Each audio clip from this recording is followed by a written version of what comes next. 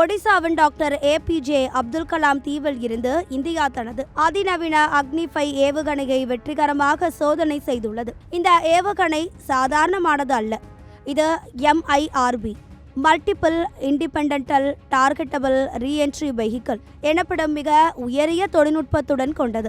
அதாவது ஒரே ஒரு ஏவுகணை விண்ணில் பாய்ந்து ஒவ்வொரு திசைகளிலும் நூற்றுக்கணக்கான கிலோமீட்டர் தொலைவில் சிதறி இருக்கும் 5க்கும் மேற்பட்ட இலக்குகளை தனித்தனியாகவும் துல்லியமாகவும் தாக்கி அடிக்கும் வல்லமை கொண்டது. இந்தியாவின் இந்த வரலாற்று சிறப்புமிக்க சாதனை உலக நாடுகளை பாதுகாப்பு ரீதியாக மிரள வைத்துள்ளது. சுமார் 5000 கிலோமீட்டருக்கும் அதிகமான தூரம் பாய்ந்து செல்லும் ஆற்றல் கொண்ட இந்த அக்னி-5 ஏவுகணை இந்தியாவின் பாதுகாப்பு பலத்தை அடுத்த கட்டத்திற்கு எடுத்து சென்றுள்ளது. இந்த வெற்றிகரமான சோதனை மூலம் அமெரிக்கா, ரஷ்யா, சீனா, பிரான்ஸ் மற்றும் பிரிட்டன் ஆகிய வல்லரசு நாடுகளின் வரிசையில் இந்தியாவும் அதிகாரப்பூர்வமாக இணைந்துள்ளது. இந்திய best collection, best price, best variety, mega summer sale, the Chennai silk எல்லாமே புதுசு புதுசு புதுசு. பெருங்கடல் பகுதியில் குறிப்பிட்ட சில இலக்குகளை குறிவைத்து நடத்தப்பட்ட இந்த சோதனையின் தரவுகள் அனைத்தும் 100% வெற்றிகரமாக இருந்ததாக பாதுகாப்பு அமைச்சகம் உறுதிப்படுத்தியுள்ளது.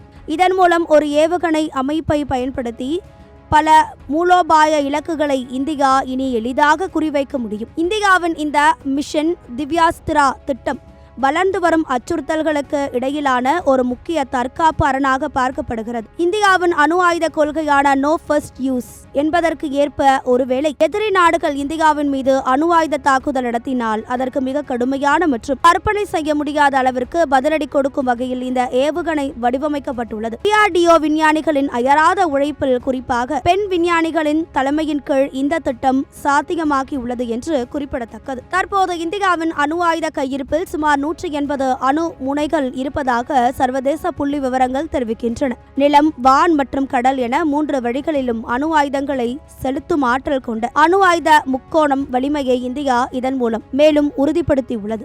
சமீபத்தில் INS அரிடமான் நீர்மூழ்கி கப்பலை இணைத்த கையோடு இந்த அக்னி-5 சோதனையையும் இந்தியாவின் ராணுவ வலிமையை உலக அரங்கில் ஒரு புதிய உச்சத்திற்கு உயர்த்தியுள்ளது.